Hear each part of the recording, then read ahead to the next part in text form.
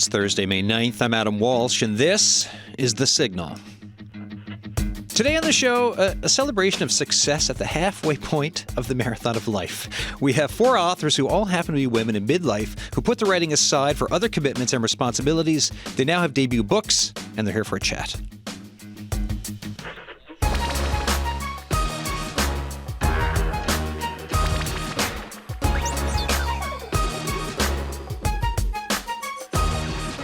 So you wake up one day, you're in your mid-40s, wondering how you got here, taking stock of it all. But enough about me and how I feel about my life. Let's get into this show. And here's where you come into it.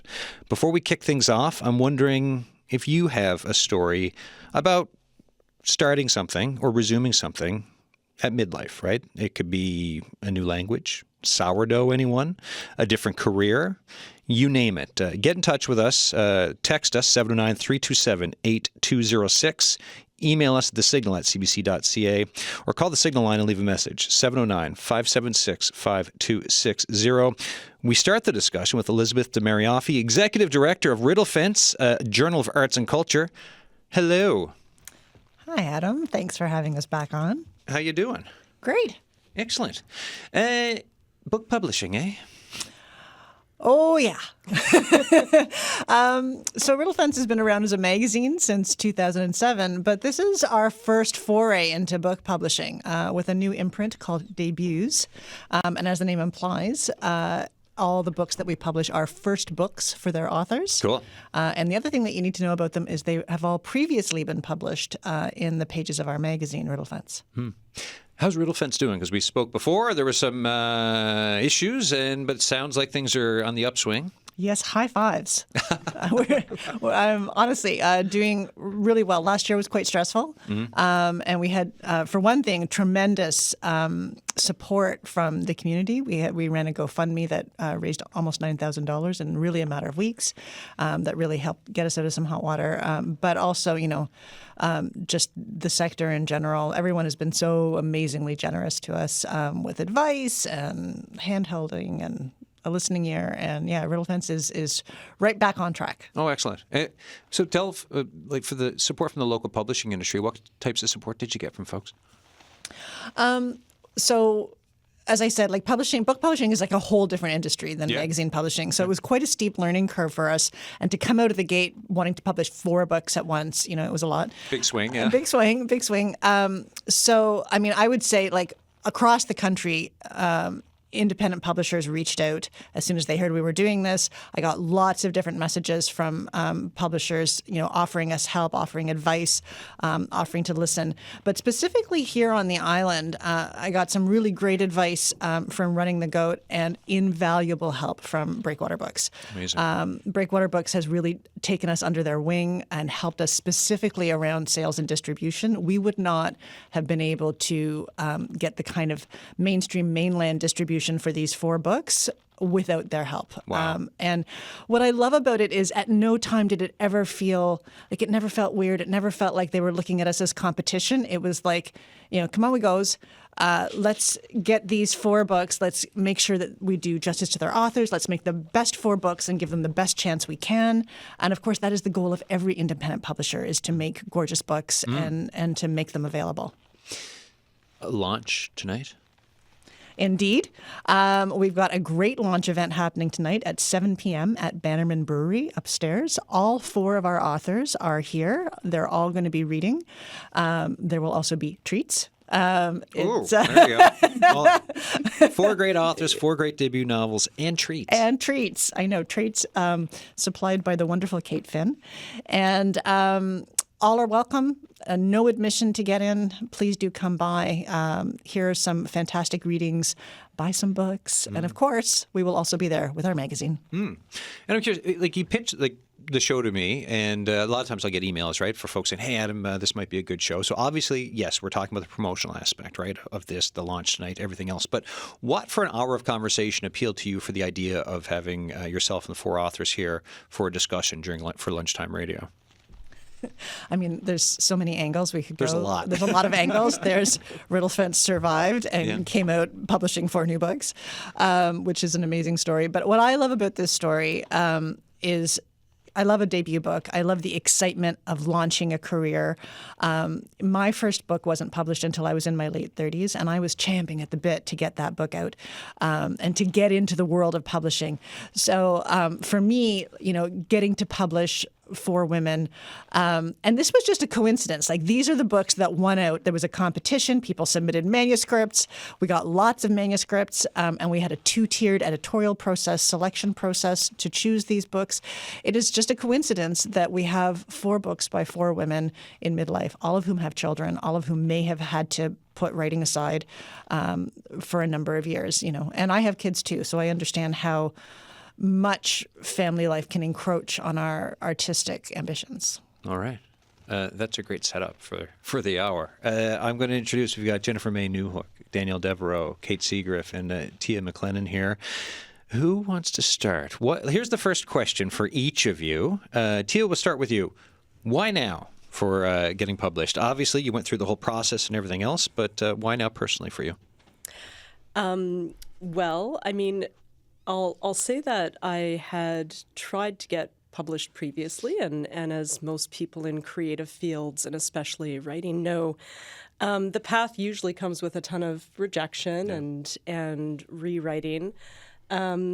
So yeah, I had gone through that. I had submitted before and been rejected, and I kind of kept working on my manuscript. And at the time, I was living in St. John's, and someone said, you should really, Riddle Fence is looking for debut authors. You should really submit. So I did, and fortunately, they liked my stuff. So is it a phone call or is it an email when you find out that they like your stuff and you're making it through and getting published here?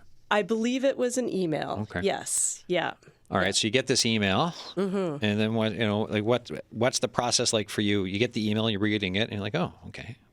How'd you react? Usually I'll have to read it more than once to make sure I'm reading it properly. Yeah. Because at least for me, you kind of like build up a bit of a tough skin with rejection. Like, it's just part of the process. So I'm used to reading the beginning of the email that's like, we really enjoyed reading your work. However, so I think I read it a couple times just to make sure I was reading it properly and not getting excited about, the wrong thing. Oh yeah, I know those, right? For journalism pitches sometimes, for fellowships and stuff. And you're like, oh, I got the email. And you're like, oh, there's the however, just right there. It's not great. So then when you get one, it's like, I don't see a however here. Let me just reread this again just to make sure. Yeah. I understand.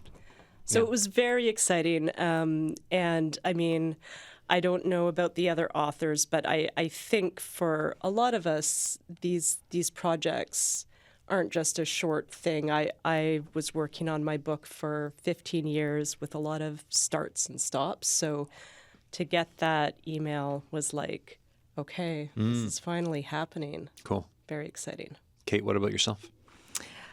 I think stemming from what you're saying, my book is a collection of short stories, and it's basically a culmination of a writing career, which for me started almost exactly on my 40th birthday.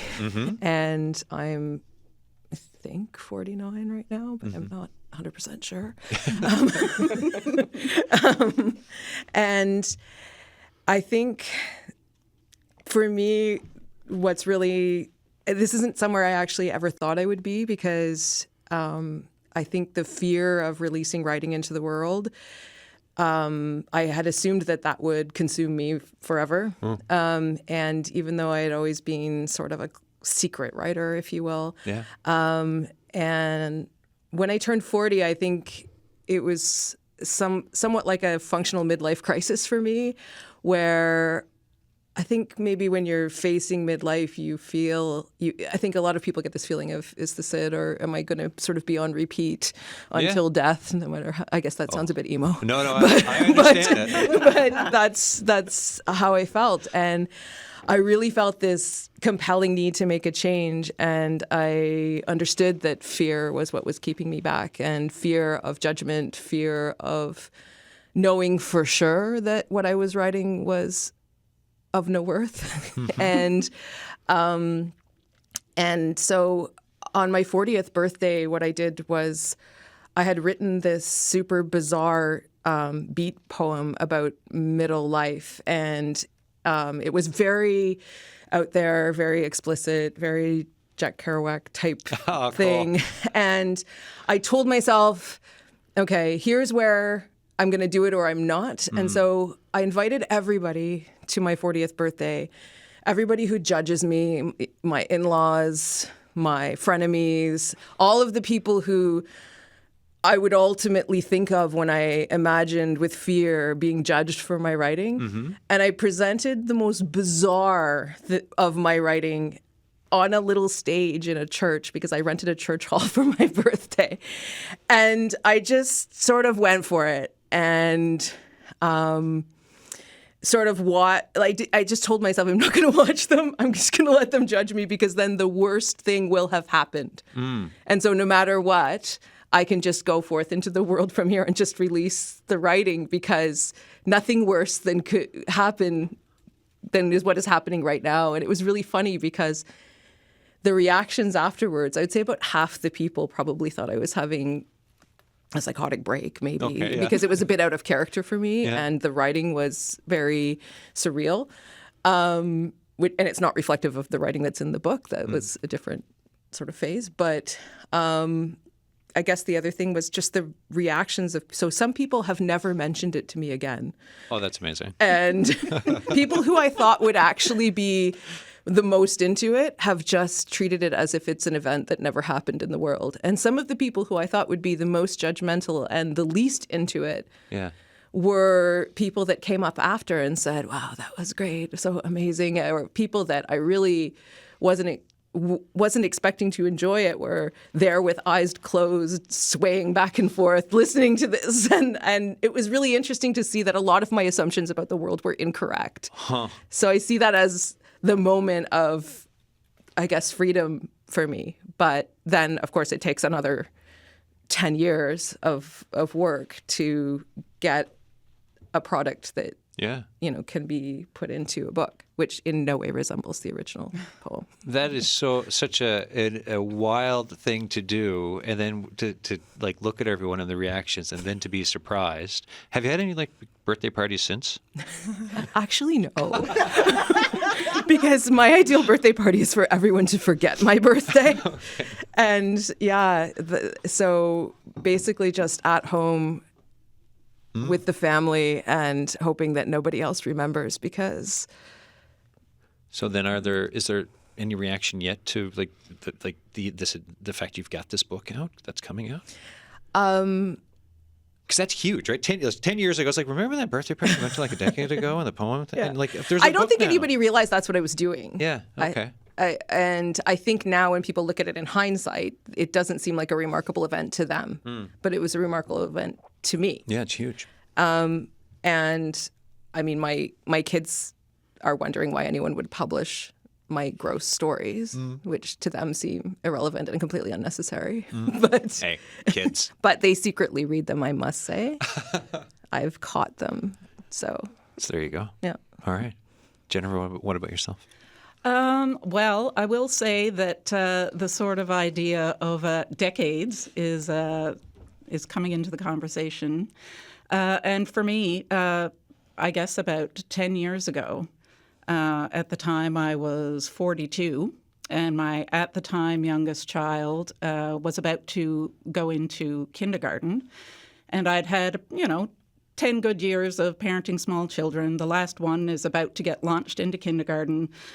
I knew writing was something I wanted to do, had been some way struggling to do throughout all this. And I was like, yes, now it's my time. My time is now. The youngest is going off to kindergarten. I'm 42, ripe to, begin a phase of my life. And then sort of around the end of the summer, right before September, at the ripe old age of 42, I discovered I was pregnant again. Wow.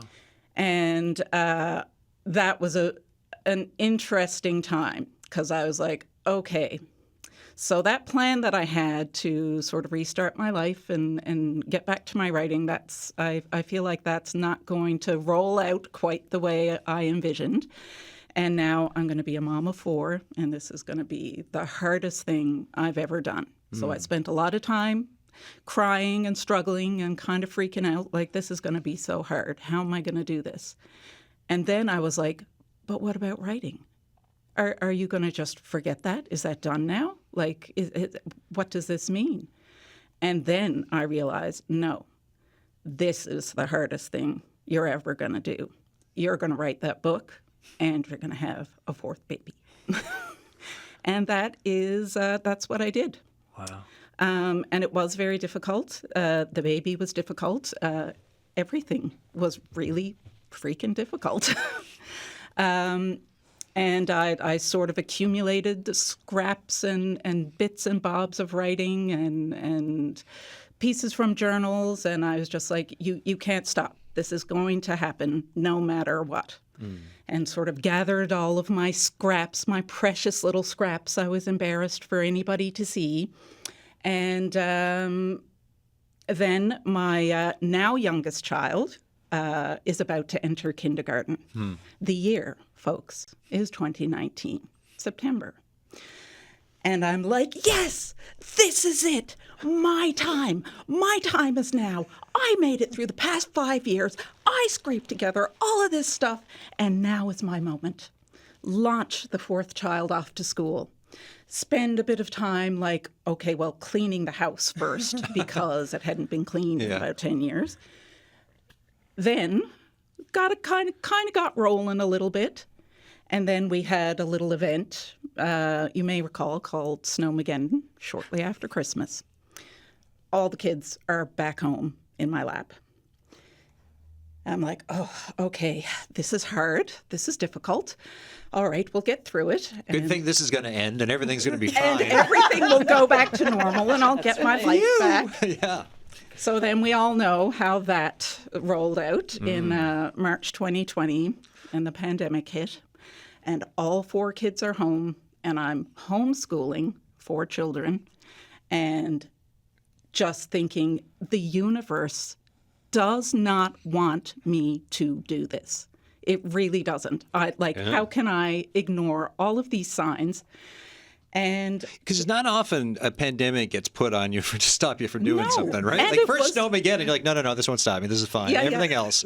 Then a pandemic, and you're like, no, I will do this. it was, honestly, it was kind of funny in a very horrifying sort of way. Well, thanks a lot for bringing the pandemic. Yeah, that was my fault. And anyway, speaking of 10 years now, so we got through all of that. And I was approached to submit this manuscript of scraps that I had accumulated and hoarded, which I did do, and it was accepted by the Riddle Fence, I guess, editorial board or whatever the board is that selects these things. And here I am now. I'm about to turn 52 next week, and sort of this crazy arc of 10 years has now had this cumulative effect, and I'm coming out the end of it with my first book. So then getting that book in your hands. Yeah, that was it was really exciting and a little surreal, honestly, like really surreal. Yeah. Opened up the box and I'm like, oh my God, like this is wild. And I've worked my whole life when I've worked in independent bookstores, editing like books, always books. And to finally hold a book with my name on it, with my work in it, it was a special moment for me. And it's a great moment to embark on in midlife. And I mean, hopefully I am at midlife. I hope I make it to... 104 is a... Yeah, great, to 104. I mean, I'm stoked. I'm ready to go now. Wow. Well, happy early birthday, by the way. Thank you very much. You're welcome. Danielle, what about yourself? Okay, so now, why now? I had this kind of funny experience. So I have a collection of poetry, and I've been working on some of these poems for a super long time, like maybe 20 years. And I think when I started writing poetry, I was just writing poetry and I was writing poems, and that was a fun way to engage with the world. And I never really saw it as I'm going to have a book. But then the more I got into it and I was meeting people who were writing books, I was kind of like, well, maybe I have enough for a collection. that kind of thing. And like Tia, I had submitted before, I think like way back in 2008, I submitted it to a different publisher, not a local publisher, and they had they were kind and positive, but they didn't accept it, which in hindsight was a good thing. And my idea was, okay, I'm just going to take it away now, and I'm going to work on it more, and I'm going to keep going, and I'm just going to wait till it's just right. And then, I don't know, life happens, and I was never very good at prioritizing my writing. And so then I had this, and then I had 2 kids, and then I was like, and then lots of people listening probably know Stan Dragland. So I had met Stan through poetry. Yeah. He's a great guy. I kind of met him as this great guy who was really funny and fun to be around, and happened to be supportive of writing, but I didn't know that he was like this big name in Canadian, big deal, yeah. Canadian literary scene. Like I had no idea. He was just like the super cool guy who I met when I did a reading, and he said he liked my poems, and I was like, oh, that's a kind thing to say. Where was the reading, by the way? It was at the Rosen Thistle. Okay, right on, cool. Yeah, and that was years ago. So anyway, and then so I had 2 kids, and I didn't see Stan as much, particularly after my second child was born, and then the pandemic happens. And I didn't really see Stan at all during the pandemic, of course. But he's just like one of these people who stays in your heart. Yeah. And so August 2022, Stan died suddenly. And I remember when I heard that, I was very shocked and I was very sad. And after being very shocked and very sad, I was like, damn, he's not going to be at my book launch. But like, what book launch? There's no book. There's no book launch. There's no book. You're not even working on your writing. So that was August 2022. And I kind of was like, well, I either have to go back to this manuscript and actually work on it and try to get it published, because this is just going to keep happening, right? Like nobody who I want to be at that book launch is going to live forever. And I'm not going to live forever. So I either need to like do this, or I just need to forget about it and let the poems die on an old hard drive, which they almost did twice. So then I'm like, okay. So, and then in October of 2022, Megan Gale Coles, who was the executive director of Riddle Fence at the time, she sent me the social media stuff around Riddle Fence starting this new debut imprint of books. And she's like, you should submit. I was like, yeah, I should submit. I definitely should submit. I will submit. And I made myself meet the deadline and submit the thing. And then they said, yeah, we're going to take it. And then I was like, oh my God, now what have I done? No, I really do have to get back to the manuscript. But, the team at Riddle Fence were a joy to work with, and it was a great process. So, yeah, that's how it happened for me. Awesome. So how is the experience going then? We've heard bits of it already, but with the launch tonight, the debut books that you all have out, what are you taking from this experience for the first time round that you're feeling from this? I personally feel like my first book is published now. Yeah. And that maybe I'll publish a second book right after that. And hopefully it won't take me 10 years to get to the next one. So are you writing now? I am. I'm writing a novel, and I also have a collection of short stories, and I'm always writing poems and poetry. But yeah, I'm working on getting those things together, and I've got a lot of scraps that I've been collecting a lot. Anyone else? Yeah, I feel like getting published certainly opens certain doors. And it's funny because, at least with poetry, there's a joke like we go in it for the money and the fame, which but really, yeah, there are doors that open. You kind of you take a bigger step into the greater writing community, and it does make it seem possible. It's like, okay, I was able to publish a book, and yeah. So is there like I felt for journalism, I felt this, right? When I first got hired by CBC, there was like this imposter syndrome thing that I felt, and it took years to get rid of it. Yes. Is this the same thing of just, oh, wait a minute, I'm published with a book now? Yeah, it's still there. Okay. Yeah. I mean, it's still kind of hanging out in the background, but it took like a very long time for me to even call myself a writer. Like it's one of those things that I think it's true for a lot of creative fields. It can easily get categorized as sort of a hobby. Yeah. And I know that Eastern Edge put out a T-shirt that I bought one, and it says art equals work. And I bought myself that T-shirt to remind myself that it is a legitimate thing. Yeah. But certainly, you know, in the writing process, it can be really isolating, and, you know, you are sort of doing it alone. Getting the book out there is a team effort. Like there's a lot of people who help, you know. But the process of writing itself can be a bit isolating and weird and lonely.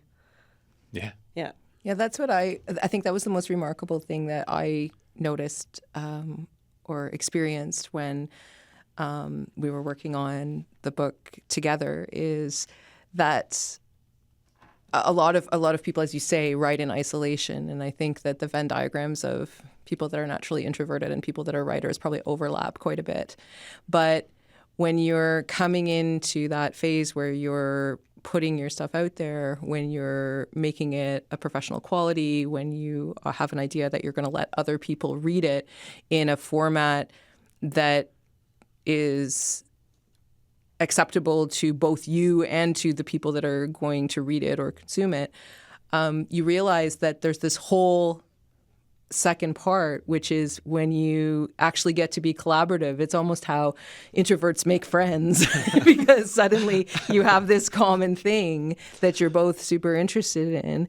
And I don't see this book that's coming out as my book anymore. Right. I see it as everybody who worked on its book. You know, I'm the one that started it, but I'm not the one that finished it. And so... And I guess I hadn't appreciated before how much of a process there is once, like your final draft is raw materials, and the editors and the collaborators and the people that are promoting it and all the stuff that comes after that makes it everyone's. And I didn't realize what a relationship building experience it was, and I didn't realize how it's a totally different phase where suddenly it becomes its own thing because it's got so many other people's brain on it. And so for me, that was the most remarkable part because I'd obviously never experienced it before. Yeah, and that's something I don't like as a non-writer, right? Like I would never think about that, but I find it really fascinating, right? So the isolation sometimes of writing, and then all of a sudden you've got so many more people involved with the end process and everything. And there's such a legitimacy when other people read it and work on it. Yeah. Because it means that they feel like it's worth working on. And every time somebody reads your manuscript and doesn't say, "Are you kidding me?" Oh yeah. it's really an important feedback, and it's really an honor to have other people work on something that you started. And I guess like in the editing process, right? You've got something down and perhaps you like it or you're unsure, but if someone takes the time, looks at it, talks to you about it, and then there's something that you can have that with a little bit of an extra polish or an extra discussion, all of a sudden it's really singing and you're just like, wow, this got elevated to a point that I'm so happy with that wouldn't necessarily have happened without this conversation. I mean, that must be such a great feeling. Yeah, and you don't have to write in an echo chamber anymore. Yeah. And there's some things that other people see that are just so obvious once they see them. And suddenly something that you've been banging your head against the wall about for 5 years just comes out of somebody else's brain. And you realize that A, they got you, and B, they fixed it. Mm-hmm. And it's really good. And C, it was there to be gotten and seen. Yes. It was there. Yeah. And that's something that I find interesting about the editorial process, is that somebody else can look and see themes and commonalities in your work that are almost invisible to you because they're part of you. It's part of your inner landscape. It's part you don't understand that this, is a theme. It's a thing, And one thing I appreciate about my editor, Sue Goyette, we were meeting via Zoom. I think that's what it was. And I was very nervous to meet my editor. She's, a very well-regarded, renowned Canadian poet, and I was really nervous. Yeah, of course. She's got my inner thoughts, this manuscript. And so we have our first meeting, and she was like, okay, I'm going to give you your work for the next 2 weeks. I was like, okay, and I'm sitting there, nervously with kind of my pencil shaking and my pad of paper. And Hands sweating and stuff, yeah? Yeah, Okay. yeah. And she said, I want you to prepare to do this work. I want you to make space to do this work. I want you to take this week, the next 2 weeks if you can. I want you to go for walks. I want you to calm yourself. I want you to look at calming things, beautiful things. I want try and get your mind open and prepare yourself to do this work. And I was like, really? Like, this is like the biggest gift anyone has ever given me in my life. Okay, yes, I will do this. And that was a revelation to me that you can do that. You can prepare yourself. You can clear your space and prepare yourself to do work. Because as a mom of 4 kids, I was constantly pelting from this task to that task and going, I have a window. I have a 2-hour window to write, and pelting into some cluttered up space and trying to force myself to be creative, and then sort of excoriating myself when I wasn't able to make good use of that precious 2 hours.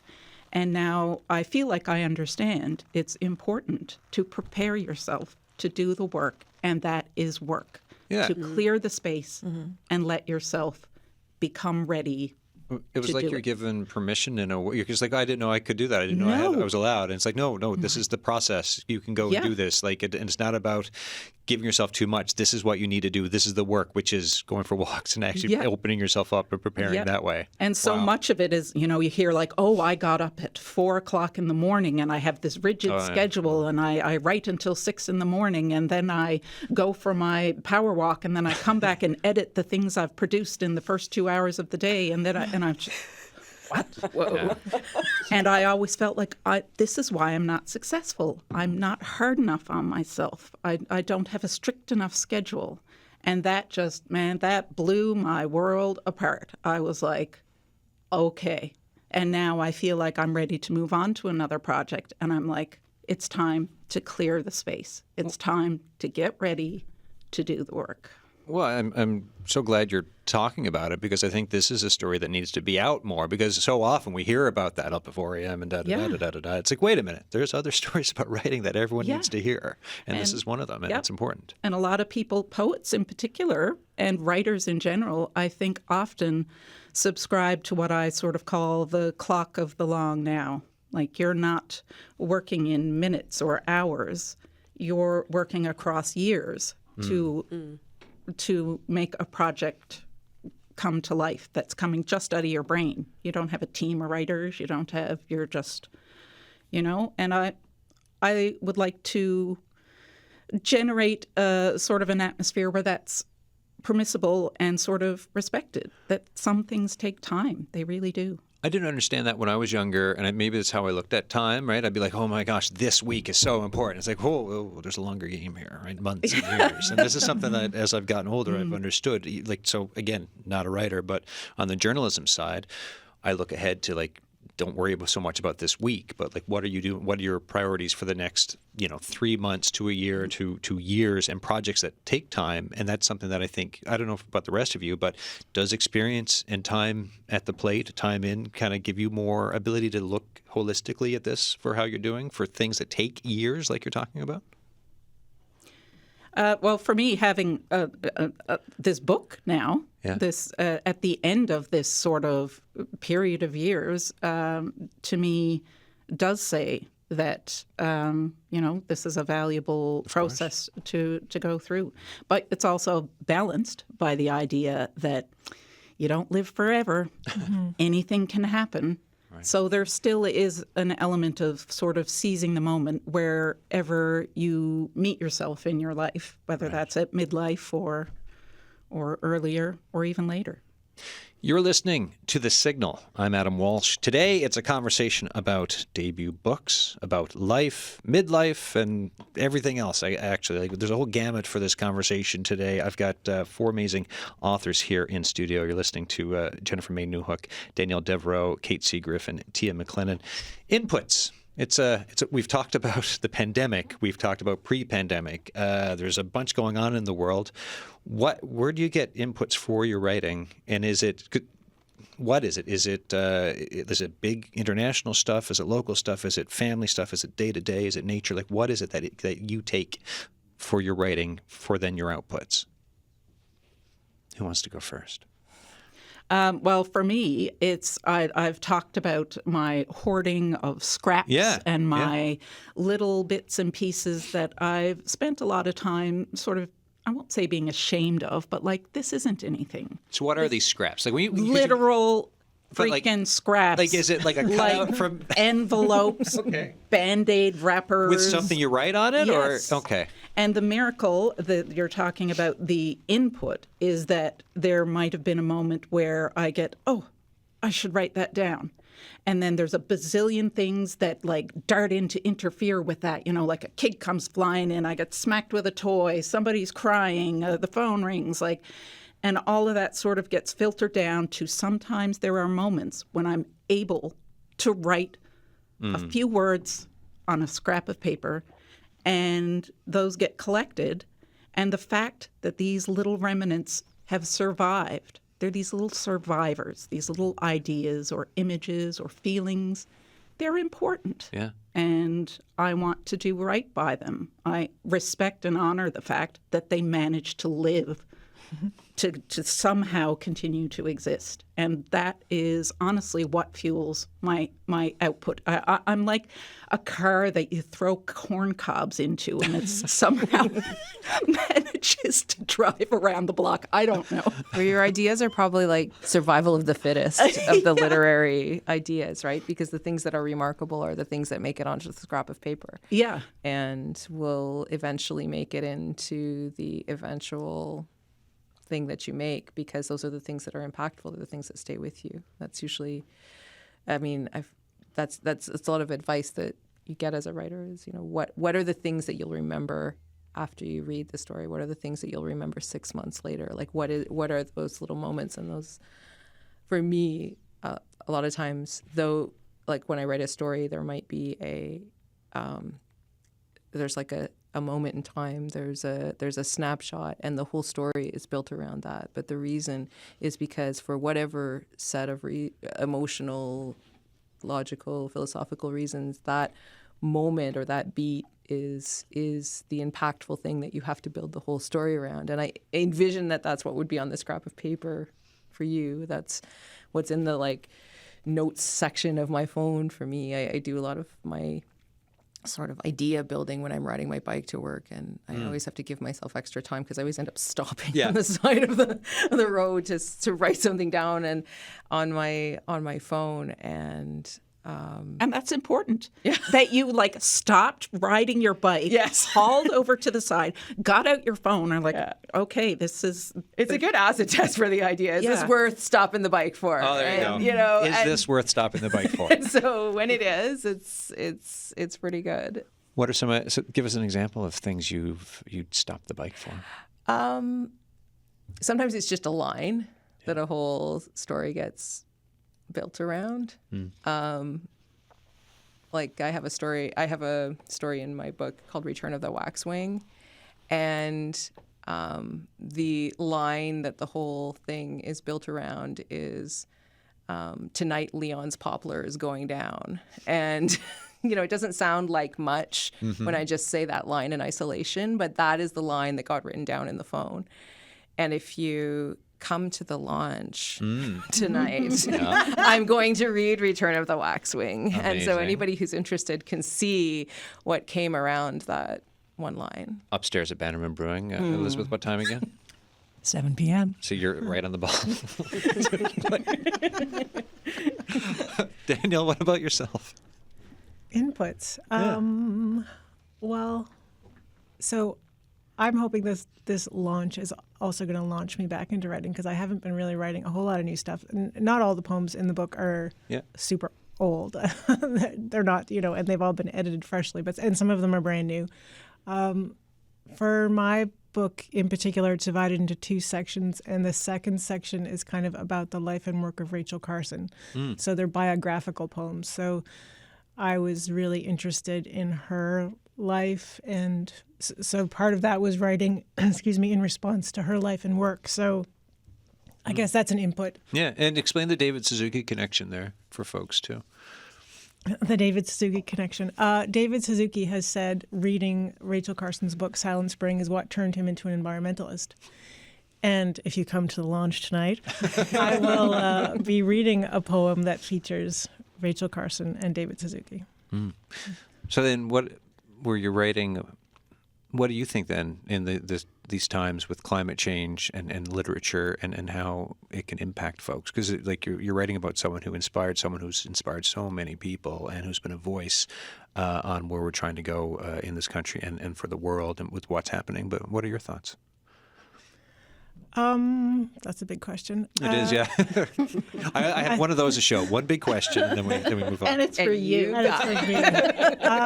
I don't think poetry will necessarily stop climate change, but I do think art and connecting with each other is important. Yeah. And one of the things, like, the impact of climate change is affecting us all unequally, of course, but it is affecting us all, and we have to recognize our connections as human beings and our connections as people in the world that need to work together to keep the world going. So, I mean, in that sense, I think the value of connecting through art, whether that be poetry or short stories or visual art or whatever, I do think there is a value in that we're not just consumers, right? We are human beings that connect in different ways, and I think art can do that. It can pinpoint that. Tia, what about yourself for inputs? Yeah, I think when I started writing, I did my undergrad in visual arts, and I'd always kind of written, but it was really in 2005, 2006, my father became terminally ill, and he passed away in 2006, and suddenly my instinct just turned to writing as a way to try and comprehend what I was going through and the grief. And I think at that time I just kind of made the decision that I wanted to become good at this. So when I started writing, I don't think I was very good. But there was that impetus to try and make sense of it, and I just kind of kept going. So some of those, though that's part of my book, his illness and passing away. But certainly what Danielle was mentioning about, climate change, and I think there is a collective grief that a lot of people are feeling about the environment, about our world. And that certainly has made its way into my book. In particular, you might remember, and I forget what year it was, it must have been 2018, 2019, that there was a killer whale named Telequa who was grieving her dead calf. I remember this. For days and days and days. And I was a relatively new mom, and I've also experienced, before I had my son, I had several pregnancy losses. And when that happened, it seemed like there was this sort of collective grieving where we were sort of watching this, and it really felt like, without trying to put words into the mind of an orca, it really felt like there was a message being conveyed at that time. Yeah. And so that actually made it into one of my poems and influenced my writing at the time. But the input can be as sort of large scale as that, and also these more small, intimate details that kind of stop us. And you find that scrap of paper and you urgently write down this thing, which, if you were to read it, you'd be like, what does this mean? But it becomes the thing you build a poem around for whatever reason, whether it's the emotion or, And it's funny because for years I also worked for the federal government, and we didn't have access to outside internet except for we had the CBC site. I like what I'm hearing. And when it was kind of like slow at my job, sometimes I'd look at CBC headlines and I'd write down headlines that just struck me. Yeah. And, those might work their way into a poem. There you go. Yeah. Oh, I love that for all the, not just because of the CBC stuff, but but just the range for what you're all talking about for inputs, right? Because everyone's getting a flavor of just what inspires, what motivates, or also how to just, stop the bike on the way to work to write something, even if it's a line that all of a sudden gets built into a story, like you're saying, like you're talking about with your story. Like it's fantastic. I also think that it's important to realize that we're providing input to others as well. And taking from what everyone's saying, if you look at something like any issue, like I think art in any form, I think it's not recognized as driving ideas, driving politics, driving society as much as it does, because it's almost, as a collective, it's almost a subliminal idea generator. And I think there's this idea that people who are driving, for example, politics, who are driving what are we going to do about climate change, what are we going to do about various issues. There's this idea that only people who are interested in politics are the people that are sort of driving that. But when you're tackling huge issues, international issues, global issues, you need everyone's participation. Yeah. And a lot of people make changes in their actions based on emotional decision-making, based on decision-making that they don't even realize how that's filtering into their brain. And I think that when you're talking about art, you are maybe you're only reaching a certain subset of people directly, but people make decisions in all sorts of different ways. And so if you're influencing somebody that wouldn't necessarily be hanging off the headlines at CBC or anywhere else, somebody who's not consuming the news, somebody who's not consuming politics, somebody who's not consuming philosophy textbooks, somebody who's consuming art. I'm not saying that those are mutually exclusive. They're absolutely not. But it is really a way to reach a wide range of different people.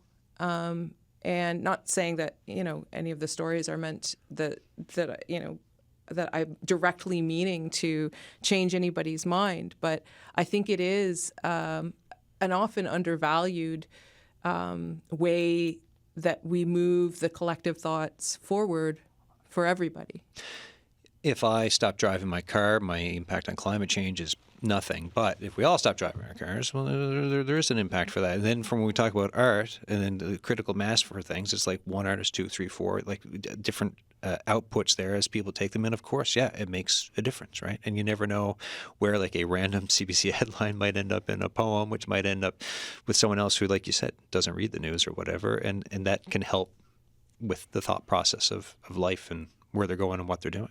I find that fascinating. Any other thoughts on that from building? Oh, I was just going to say that art is it's sort of an intimate thing, and there's just so many different perspectives and angles you can come at an issue or a way of thinking, and I think it's just really valuable for as many different angles and perspectives and depths of thought and breadth of interest to be out there as possible.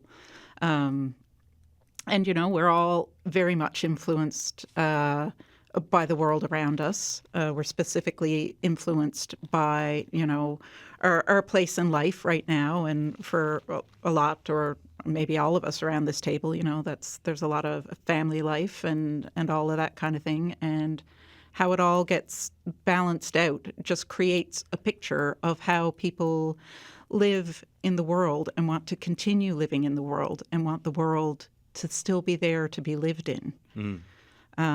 Because none of this, is available to anyone without it. Mother's Day is this weekend.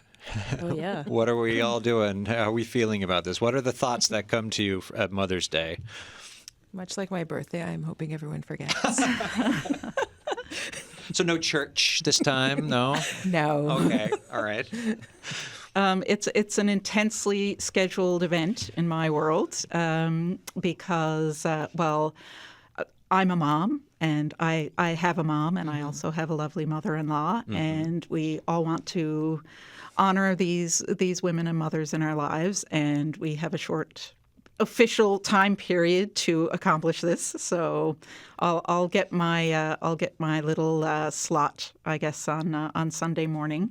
From 11 to 11:25. Well, yeah, around. I usually 4 to there's- 6 a.m. Yeah, That's when you got to there's- get them first day in. And then It used to be like that. Now they're all mostly teenagers, preteens. So dragging everybody out of bed, I guess, will happen.